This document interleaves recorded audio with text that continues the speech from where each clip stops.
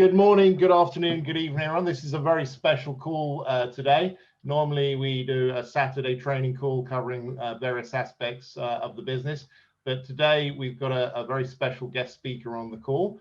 I will not introduce myself. I'm going to leave that privilege to Brian Chittick. Brian is going to be hosting the call and interviewing Jojar today. So, John's calling me. Let me just introduce you to Brian. Brian has been in the business now for just around a year. He is building a very significant business with CFX, a real leader for his business. He's already a president with CFX in partnership with Roy, but he's about to go president himself shortly. Let me just have a quick look. So yeah, okay. So all right. So without further ado, let me pass you over to Brian. Thank you for that, Richard. And yeah, it certainly is an exciting call this morning. It was just a year last week since I joined the business, and what an incredible year it's been. And today we're very, very privileged to bring on a gentleman that I've actually got to know over the last 6 or 7 weeks. As a friend and you know, just a super guy. Obviously, Richard, yourself, you're at the pinnacle of the CFX business, almost at ambassador level. So we want to make that happen very shortly. But you know, having built a team now of over 85,000 people across the globe, the example that you're setting and the discipline is rippling right through the organization, and the quality of leaders that we're attracting and caliber of business people. But I think we've got a really special gentleman on here today. I'm delighted now to call this gentleman a friend. We're working very closely together, and you know, he's a serious entrepreneur and philanthropist, and you know, we're delighted to bring him on here today to share his story and why he has chosen to partner with us. So I'm going to introduce Jojar from London, originally from Coventry. And Jojar is, as I say, his company turned over 23 billion a year. He's the chairman and CEO of the Athlone Group, the 46 companies there. And last year, I think they turned over, as I say, $23 billion. So he certainly knows how to get his way around business. So Jojar, pleasure to have you on this morning. And maybe we can just start with telling us a little bit about yourself and your background and, you know, from humble beginnings, shall we say. Sure. Good morning and good evening, everybody around the world. Thank you so much for spending your precious time with me and Brian and the CFX team. So, you know, I was born to amazing parents. Mum and dad came from India in 59 and 64 respectively, and really to better their lives. You know, I think a lot of ethnic minorities, when they come to the country, the idea is to, you know, make the money and then send it back home. But fortunately for me and for most of the ethnic minorities that are still here, they stayed and they want to build a better life. So for me, at a very young age, Brian, I knew that money was going to play a very important role in my life because, you know, we lived in a 2 up, 2 down in Coventry, as you say. And, you know, we were happy. We didn't have much. And, you know, my dad earned no more than £140 a week. There were 8 of us in the house. And being the youngest, you either get everything or you get nothing. And guess what? I got nothing. And, you know, so it was tough. It was brutal. You know, Christmas, you know, if I was lucky, I got a Satsuma. But, you know, what we had, we really appreciated. And I sort of carry on that philosophy with my family moving forward, that you should be careful. One day it will go, you know, et cetera, et cetera. We are going to go out ourselves one day. So that was instilled by more so my mum, because she's very much a very religious person. And that plays a very important role in my life then as it does now. So, you know, I just wanted to make as much money as I could, Brian. I just really wanted to understand the psychology of why people are, what wealth brings them, and, you know, why it's important to be successful, but also why it's important to give as well. you know, I get more pleasure in actually giving than I do now receiving. I've always been like that, you know, just a token of gesture, or, you know, holding the door or getting someone a coffee or a warm meal. That for me was is still very important as part of my life. So very tough upbringing. I worked very hard. I've been, you know, brutally honest with myself. I sometimes lie to myself. I sometimes cheat myself. I sometimes steal from myself. Because I want to do well. I want to leave a legacy behind me. We are not here forever. And I want to be biblical when I go. Yeah, I mean, obviously, you started at a very young age, probably school days like myself. I mean, I like financial independence, and I had my first job at 9 years old, and it sounds like you had similar ways to build yourself up in your younger days. Yeah, absolutely. So I remember I was about I was 6, and my dad was this huge guy. I mean, massive, and I was tiny compared to him. And we went shopping, and he said to me, "Get some pair of trainers." I got my trainers, my first Nike trainers. I was so excited, and went to the till, and he said, "Right, who's going to pay for them?" And I looked at him and I said, "Well, you are." He went, "No, I'm not." And I said, "Right, well, okay, well," and he said, he looked at me and he said, "Jojar, if you cry, I'm gonna give you the biggest slap from these people." So I went home with no trainers, and my dad sat me down and he said, "What did you learn from that?" And I said, "Well, because we're Sikhs by faith, so the word Sikh means to learn, so we're always learning constantly, right, as human beings as well." And I said, "Well, I've learned 2 things, Dad. One, I shouldn't go shopping with you ever again, but that's for sure. Right? And 2, I've got to get a job." So 6 years old, I was, and in those days it was different as it is nowadays, Brian, right? I wouldn't do that now. I wouldn't let my kids do that now. Yeah. So, you know, I did what I did, and my dad said to me, "You know, you won't last 6 weeks." 6 months later, I carried on, morning, afternoon, morning, afternoon, did what I could. My brother would follow me around sometimes just in case there was any issues. You know, we lived in a pretty rough area. I mean, it was pretty rough. It's okay now, and you know, I got my trainers, and for me, I've always set myself goals, and I'm very much goal driven, and we'll discuss that later. But for me, I'm very much, and I never compare myself to anybody. That's really important. I think if you compare yourself to other people, then you're always going to be second best. And I've always said, look, just give it your best shot. We're not here forever. And work with smarter people, not smart people, because smart people I'm pretty smart, but I want someone who's better than me. And that is what I've done in my career, and I've tried to emulate that in my charity work as well. Yeah, I mean, the same thing applies in any sport. If you play somebody of your own level, it doesn't better you. You want to play somebody and aspire to get to their level, and they bring out the best of you. Absolutely. So would you say the driving force that got you was coming from the humble background, that you really felt, well, I deserve better, I want better, and I'm going to make it happen? You know, was that your driving force to make you start your business? And what business did you really get into then? And you know, how did that develop to where you are now? So absolutely, because when you have nothing, you try and do as well as you can. And I remember seeing the nice cars in Coventry, and I said, you know, I said to myself, you know, one day I like to have that car. And the part of growing up in a I would say sort of poor-ish background is you have to aim really high. And I've always said it's not my fault if I was born rich, but it will be my fault if I die poor. And that's to everybody, right? We all have the same opportunities that are given to us. It's whether you are brutally honest to have the balls really to just don't stop. So my first company, I was literally buying scrap metal. I was going to people's skips and in Coventry, in the posh part of Coventry, and get their washing machine parts and lawnmower parts and try and sell them. And I just didn't care what people thought. I just, you know, thought, what's he doing and why is he doing that? I didn't, and I still don't really care what people think. I'm very, very unrealistic as a person, and I'm very unreasonable as a person, not to anybody else, but to myself. And I aim as high as possible in anything I do.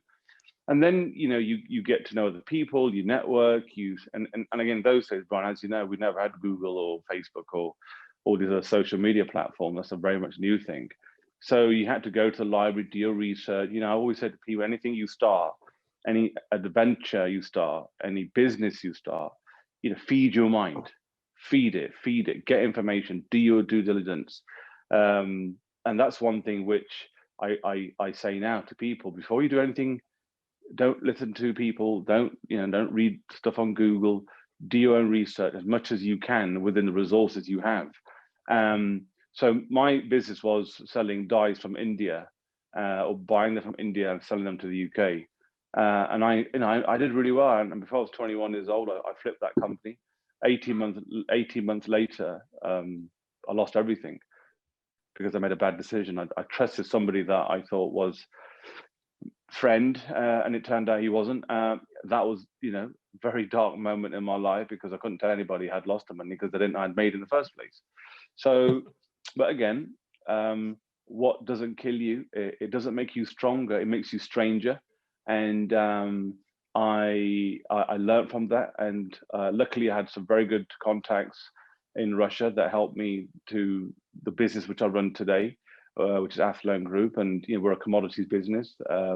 And I've always tried to keep things really simple. You know, I'm not a smart guy. I suffer from dyslexia, and you know, I'm overweight, and you know, I'm diabetic, and you know.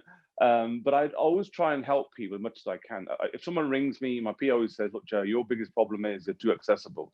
And my pushback is, Brian, I want to help people. You know, it's good to be good, Brian. It's nice to be nice, and that's what I try and do in everything I do now.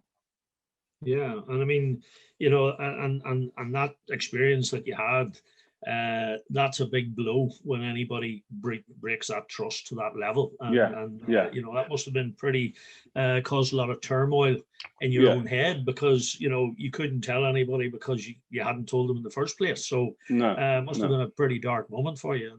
And those are the moments that really, adversity, you triumph from those, and that's the way, I think that's the way our psyche is, or certainly the people that are driven, and you know, obviously the success that you've taken to the level that you're at now, that must have been a key factor in that. And you know, what would you say are the key secrets to your success then, having had that experience at a young age? So that, believe it or not, wasn't that bad. What was much worse than that was when I was 12. When I was 12 years old, the police rang my house, and I had to tell my mum and dad that their son had just passed away in a road traffic accident. And that was difficult, because you know, we can lose money, we make money. You can, you get married, you get divorced, you lose deals, you lose opportunities. But you know, there's other things. Something comes along, but when someone dies, that's it. The war is over. I will never see my brother in this life ever again. So if you can cope with that, then everything else is quite easy to cope with, because you find a solution. I lost money, and I was depressed. You know, 2 years ago, I lost $900 million on a transaction. Again, I thought I trusted some people that I work with, and you just carry on. You just you know, I always say, Brian, I never lose, I either learn or I win. So you are, through through this life we live, and we're not here forever, we are going to go through trauma. You are going to die. You are going to have your, you know, we are going to bury our parents, right? And if we're lucky, our kids will bury us. That's life. You know, get that into your head, embrace that. And once you start embracing your failures, once you understand that, yes, you know, Jojar's right. I will have days where I don't want to get up. I will have days where no. But it's not a no. They're just training you to get the yes. And when you do get a yes, celebrate it and then move on to the next thing. But I've always said my secret, Brian, has always been, I just don't stop. I really don't stop. My missus says to me, she said, Joe, I wish you came with a health warning. I said, why is that then? She went, I've never met anybody that just does not stop. She said, I'm not just saying that because I love you to bits. I'm saying it because you're just brutal. You're just unreasonable, unrealistic. But she went, I love you to bits, but you really should come with a health warning. And I'll give you an example, right? So I don't have a laptop. I have 4 of these things, the iPhone 6 Pluses. It's all broken and smashed up and everything. I won't change it, right? I don't, if I sleep for about 20, 30 minutes a day over the 24-hour period. So I don't sleep 3-4 days sometimes. And I came to the conclusion that, when we're younger, Brian, we're all programmed. So it's a TV program, it's a Microsoft program, it's a curriculum educational program. But if you think logically, going to school is the worst thing possible. Because if you want to be an entrepreneur that I wanted to be, the guys teaching me or the girls that are teaching me, they're not entrepreneurs, they're not millionaires or billionaires. So what can they tell me? So which is what we're going to talk about later, my mentoring program, but I want to tell people, I want to share the secret sauce, and teaming up with you guys, that's part of the solution. But the how to be great and how to be what I call what is being great is literally a very simple thing. I never judge people what they say to me, I judge what they do. And if you're going to say you're going to do something, just do it. Yeah. And you'd be surprised how simple that is, Brian. And we have this conversation all the time. Like, why do they say that? Why do they just, why do they join the CFX family or the IML family? And they say a lot of things, but why don't they do it? I don't know. So again, embrace it. And again, my secret has always been just don't stop. Don't stop. You can't be somebody, Brian, who never quits. You can't be somebody who never quits. And that tenacity is obviously, proved to be very, very successful. I mean, the experience with your brother at that age, no parent expects to bury their child. And obviously, as a sibling, that's as you say, that puts into perspective anything else. Money is insignificant. Absolutely. But and therefore, obviously, that was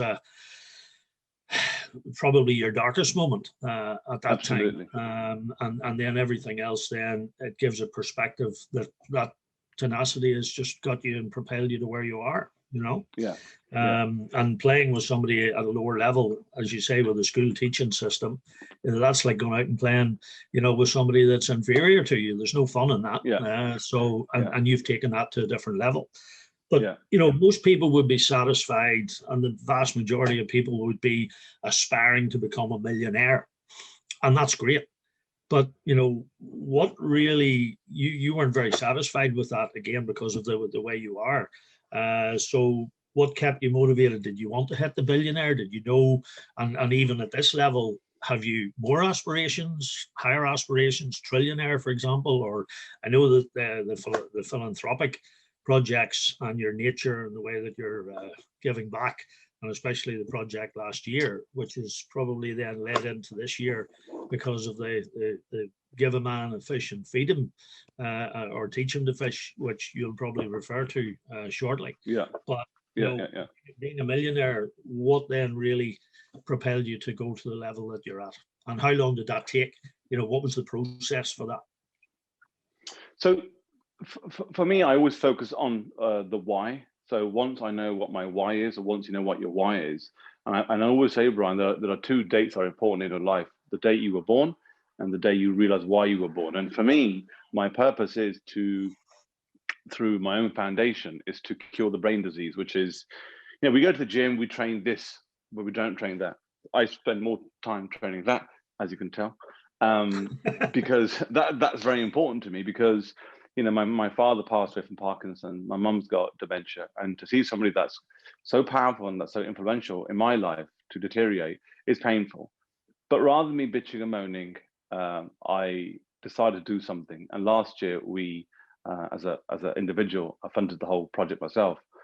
We fed over 1.1 million people in the UK, and it was very, very eye-opening when you see, especially in the first world, in the UK, that our soldiers that have served us, and I wear my help for heroes bangle with pride, that our British soldiers and that have served us and saved us, they're on the street.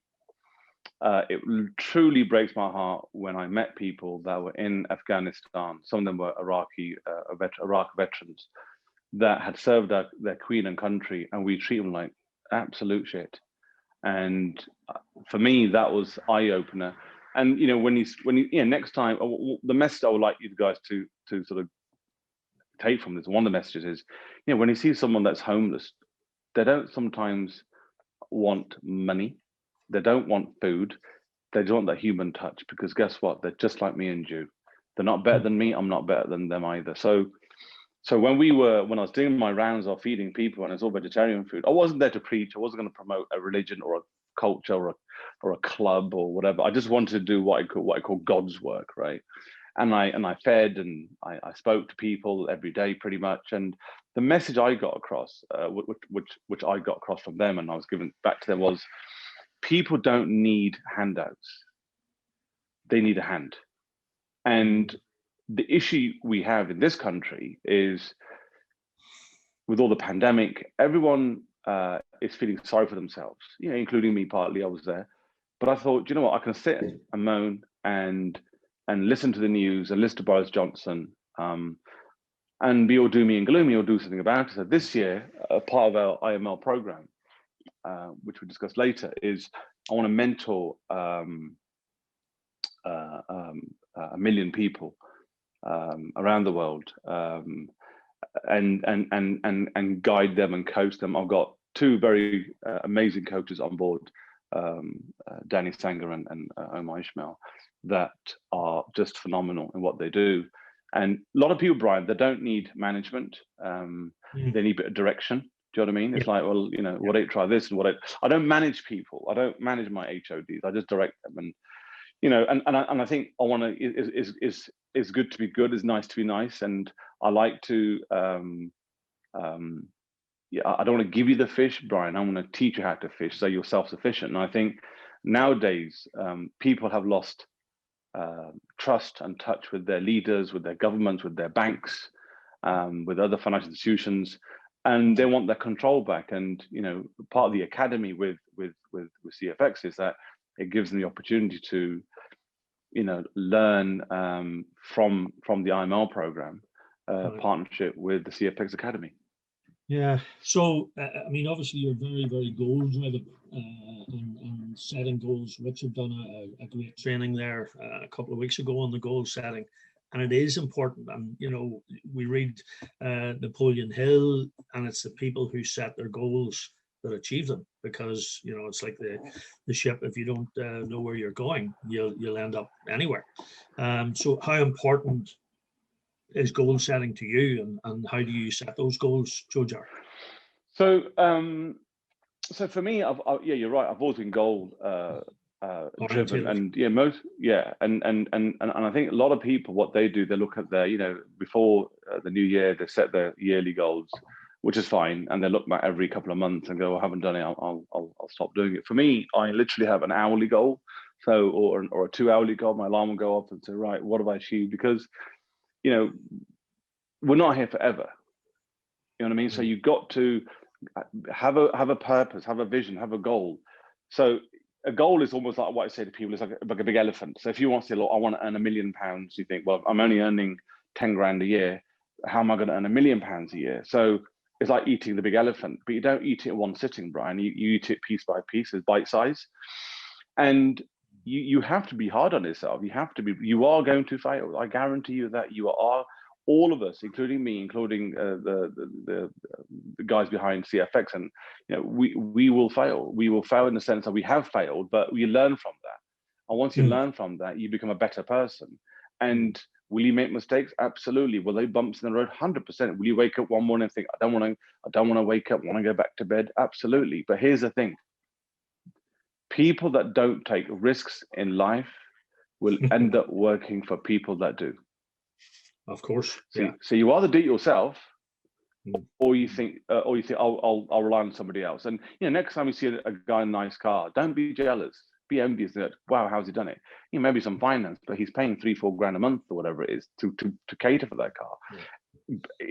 You should be happy that if he can do it, so can I. And if Elon Musk can be the richest man in the world, so can I, so can you, so can everyone listening to this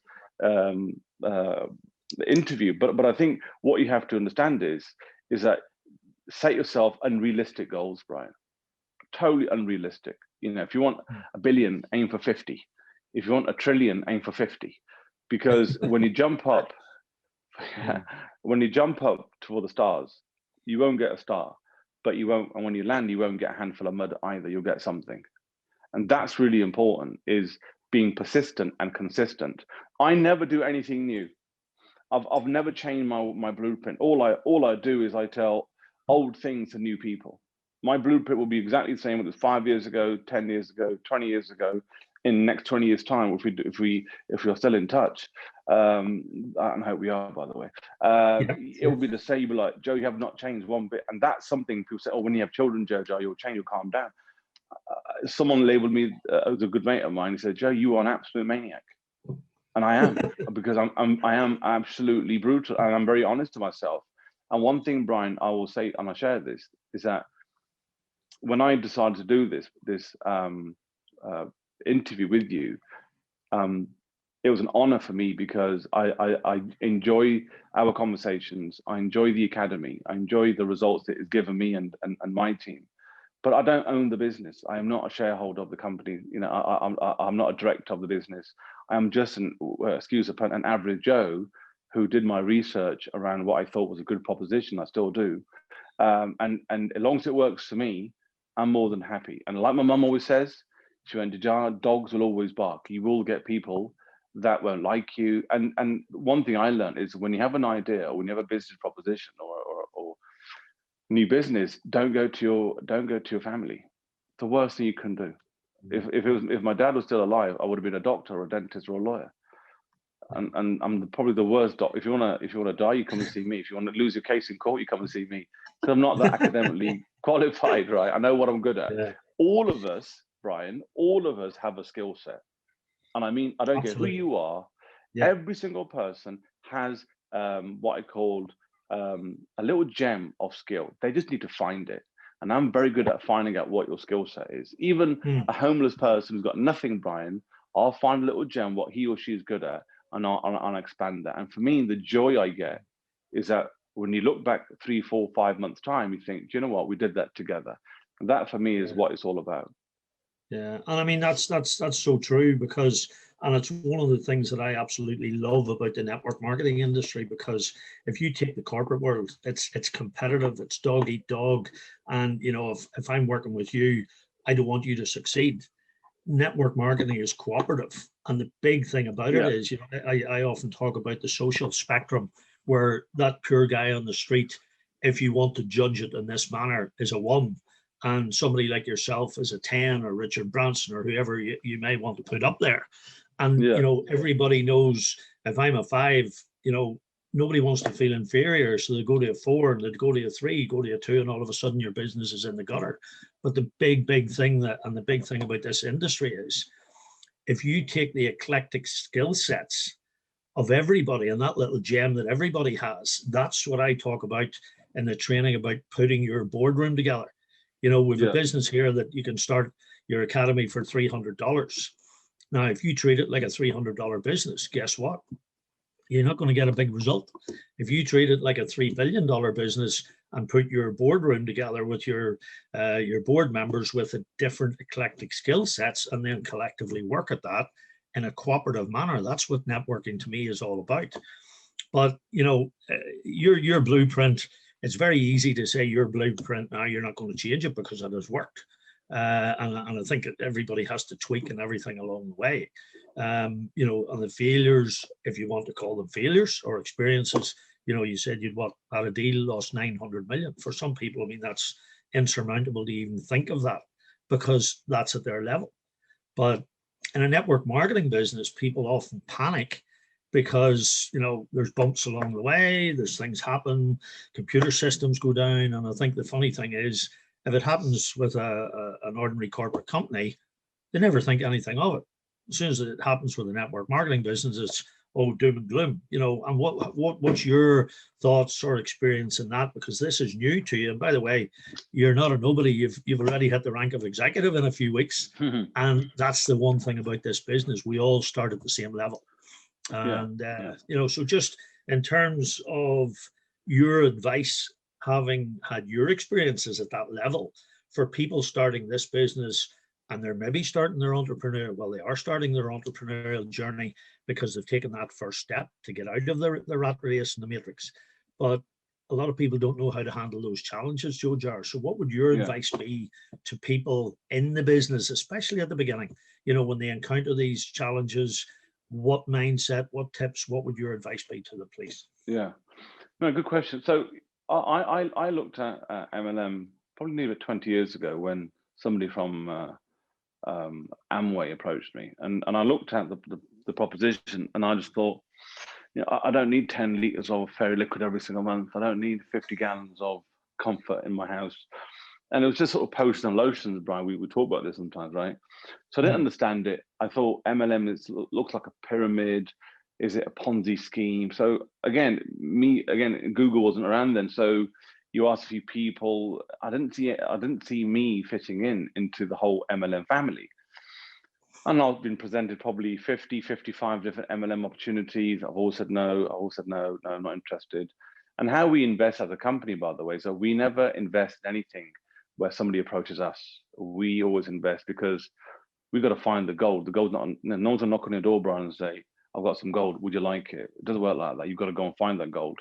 And same with this, when we looked at the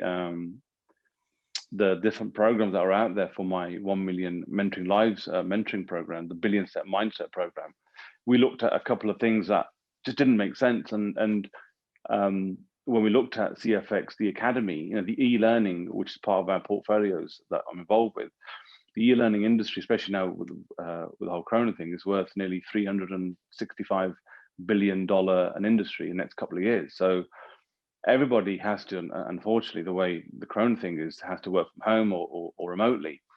And that was a good sign. So I thought, right, I can work like that.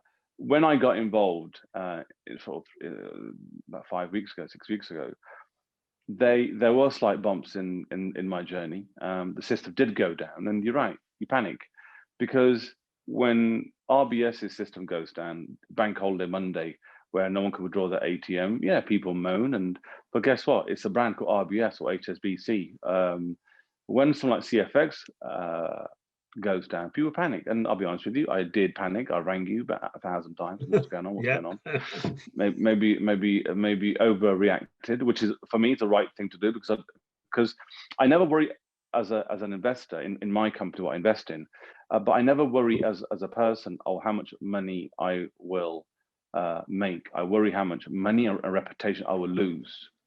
But as soon as you understand something, you accept it. The key is you have to understand it to accept it, and you have to have an open mind. If I told you the stuff that we've worked in and the countries I've been to, like Libya, where everybody said to me, Joe, don't go there, Gaddafi's going to kill you, or do this to you, do that to you, nothing happened. Because the reason why people say it's a no, don't do it, is because they can't do it, because they don't want to make the phone calls, and they don't want to work 20 hours a day because they're lazy. We are a lazy species, right? We like things done for us. So for me, I always question everything, and I always do my due diligence, and I always ask a lot of people, and I've got a pretty decent network around the world, including the States, including South America, including Panama. And as long as I was happy with my due diligence and with my guys that went to the offices of CFX, I'm okay. But I think no business, Brian, no business, I don't care who you are, whether it's leisure industry, oil and gas, financial services, no business is bulletproof. Nothing. It's impossible. Why? Because we're people. One of the things about us is our minds are always changing. You can't control us. So when you have people and machines and all that data and all that information flying about, there are going to be glitches.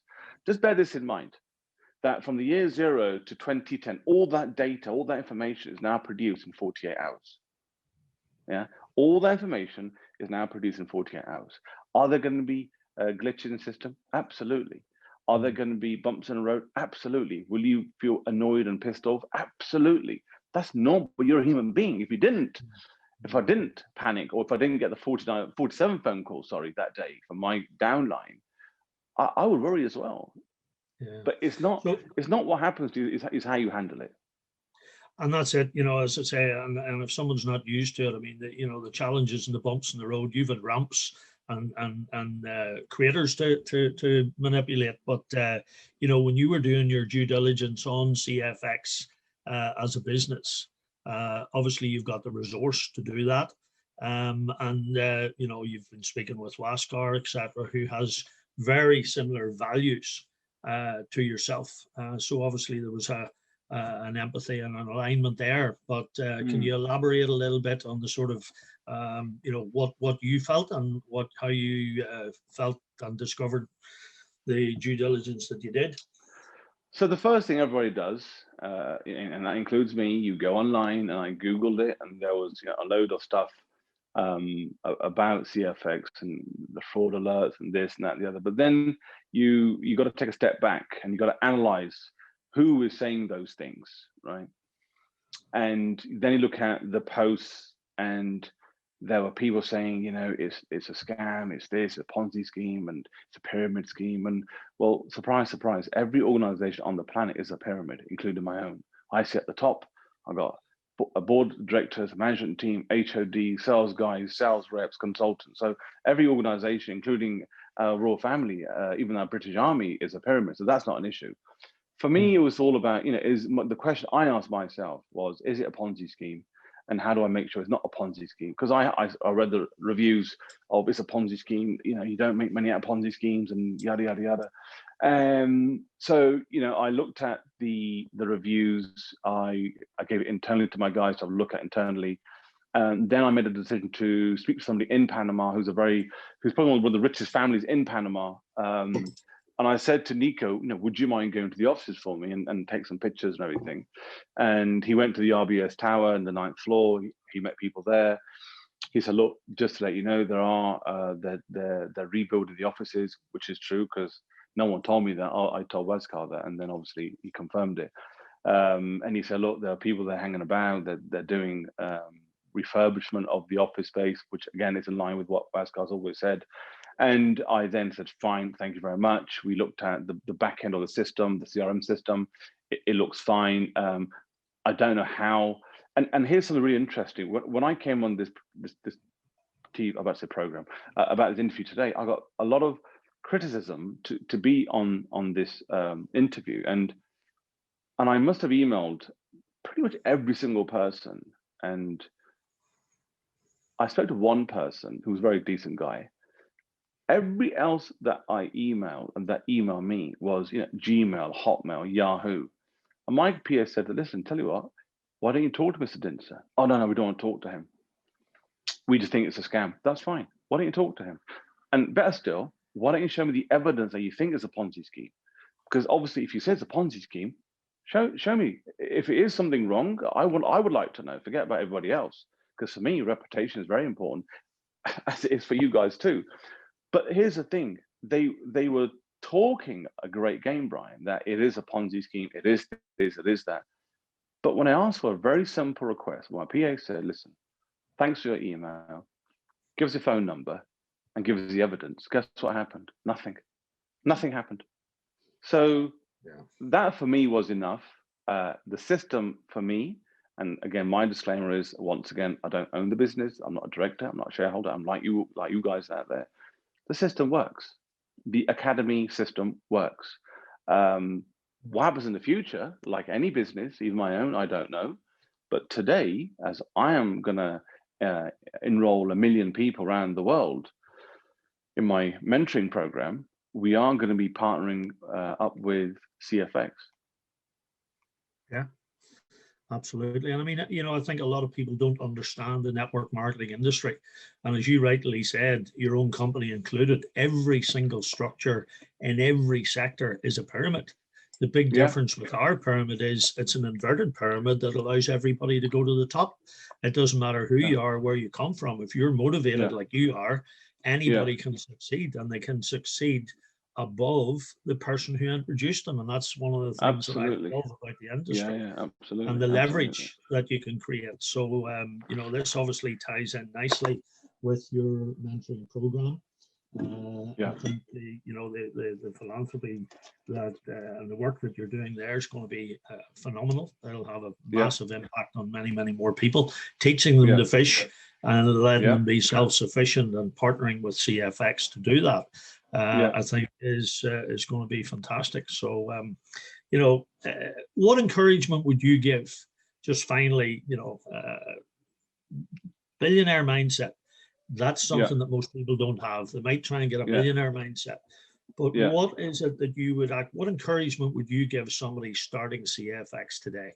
Because it's not easy out there, and especially with the current economic and social conditions, people are depressed, the mental issues. And I think this is a great way, because the community that we have here, even the online meetings, some of the trainings and meetings, we're getting maybe a couple of hundred people.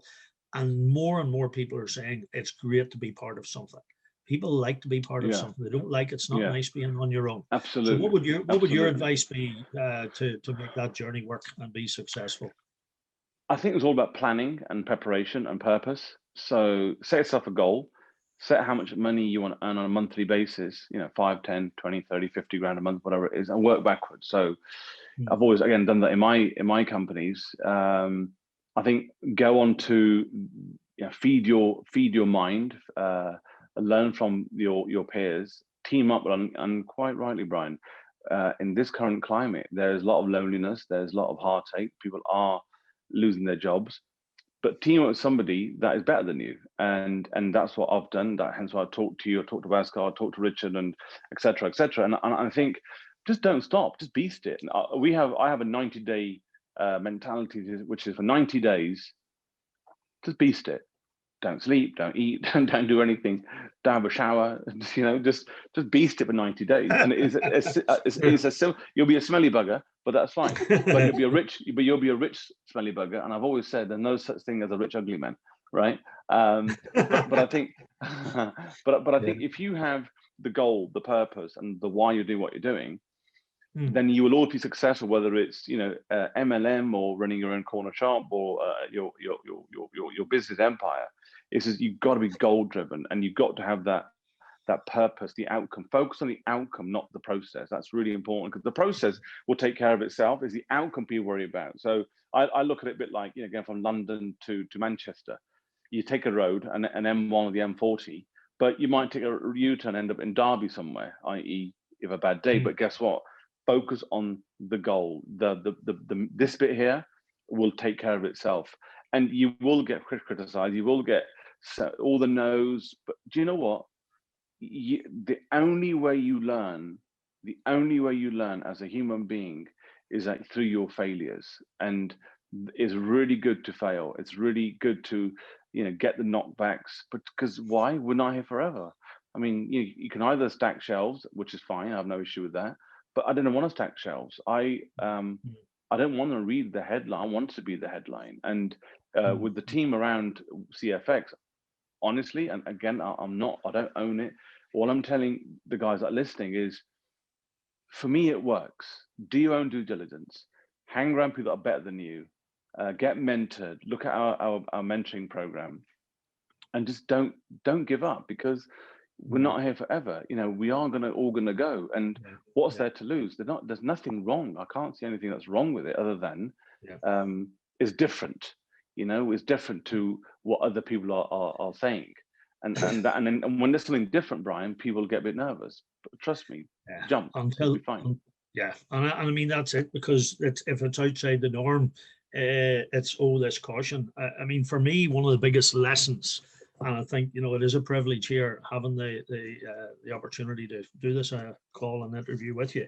To me, the biggest lesson, the fact that we're sitting here doing this today, most people would never even dream of talking to a billionaire about a network marketing business, because let me tell you, it's the most noble profession in the world. And there's more millionaires created through network marketing than any other business on the planet, and I'm including the music industry, Hollywood, NFL combined. And people don't realize that. And I think one of this business is definitely disrupting the industry because of the model we have and the whole ethos of Lasker's business model. But the big lesson for me, again, talk to everybody. nobody deserves the right to make someone else's decision, Jojar. Absolutely. And you're right. the epitome of that, Right. to the example you're giving us, Absolutely. When I spoke to Bhaskar, I had this sort of preconceived idea of what a M&M guy would look like, and totally opened my eyes. Totally, he has the same goal and vision, and wants to help people as much as he can. There's a lot of resistance out there potentially, but just jump out the plane and we'll help you build the parachute before you land. It's fine. You might have a little broken arm or a twisted finger, but it's fine.